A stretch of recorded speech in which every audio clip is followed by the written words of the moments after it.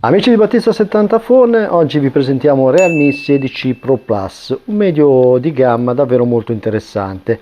I prezzi partono da 529 euro per la 8256 a salire a 599 per la 12512, quindi un prezzo abbastanza, diciamo, interessante, anche se non proprio economico, ma è rapportato a un telefono che comunque fa di fotocamera, autonomia, display e design i propri punti di forza.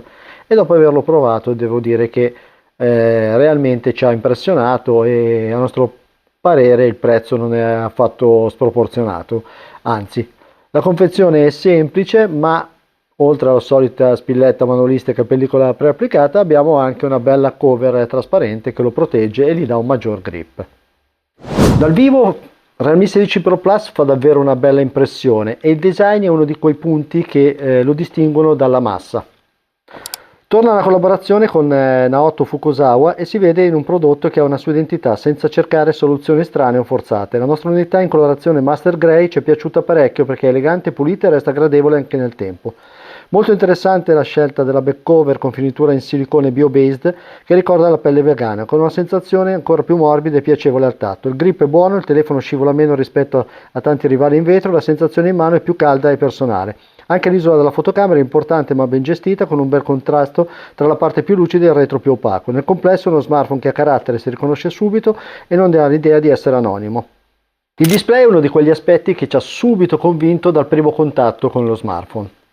Il pannello è un AMOLED da 6 pollici 8 con risoluzione elevata, supporto HDR10 Plus e refresh rate fino a 144 Hz.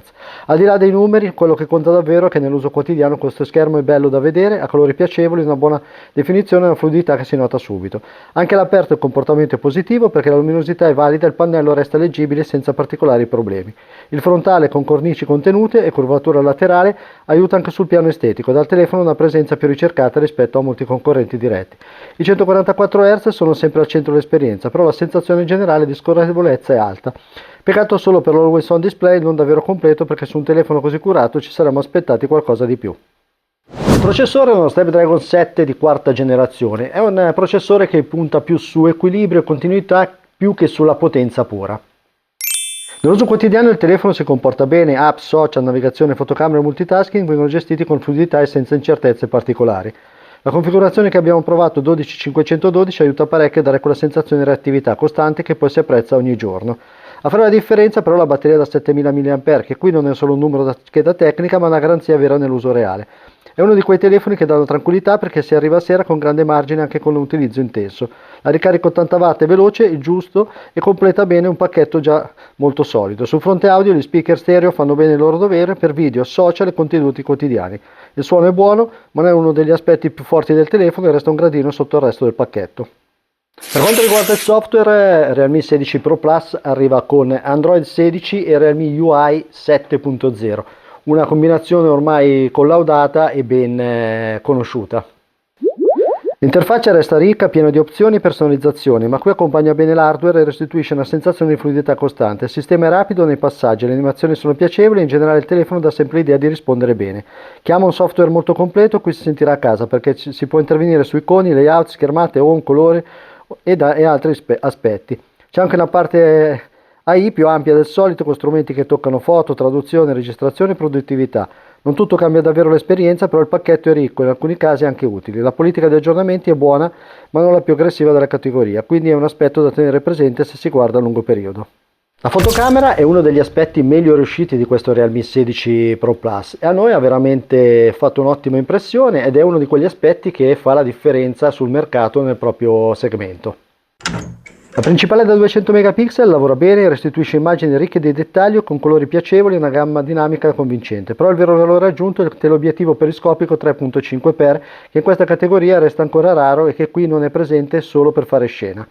È una lente che si usa davvero soprattutto nei ritratti, nei dettagli architettonici e in tutti quegli scatti dove serve più carattere. Anche il crop a 2x dalla principale è credibile e spesso molto utile. I ritratti sono riusciti, la resa generale è piacevole e il telefono continua a comportarsi bene anche quando la luce cala. L'ultra grandangolare resta invece il modulo meno convincente dell'8 e qui il compromesso si vede di più. Sul video la base è buona ma la stabilizzazione può migliorare.